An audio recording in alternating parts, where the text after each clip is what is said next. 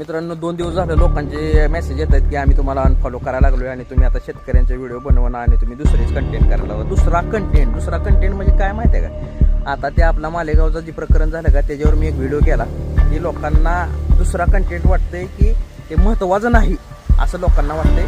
तर ज्या लोकांना असं वाटत असेल त्यांनी मला खुशाल अनफॉलो करावं. मला खरंच एवढ्या हलक्या मनाची लोकांची गरज नाही.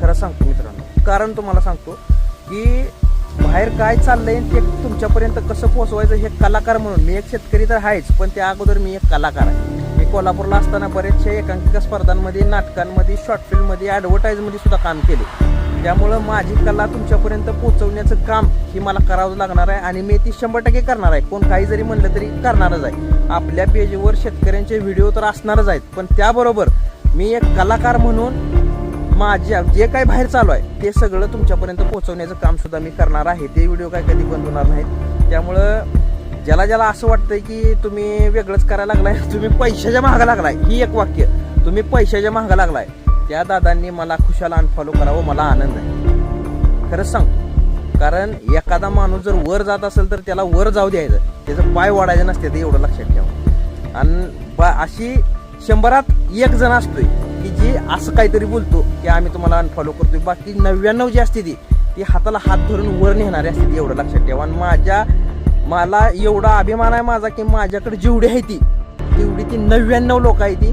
की जी मला दादा तू चल पुढं, आम्ही हाय तुझ्या मागं अशी म्हणणारी आहे. त्यामुळं मला माझ्या फॉलोअर्सवर विश्वास आहे. मला जी सपोर्ट करते त्या प्रत्येक माणसावर मला विश्वास आहे की ती माझा पाय कधीच वाढणार नाही. आणि जर असं कोण वाढणार असेल तर दादा तुला राम राम आहे.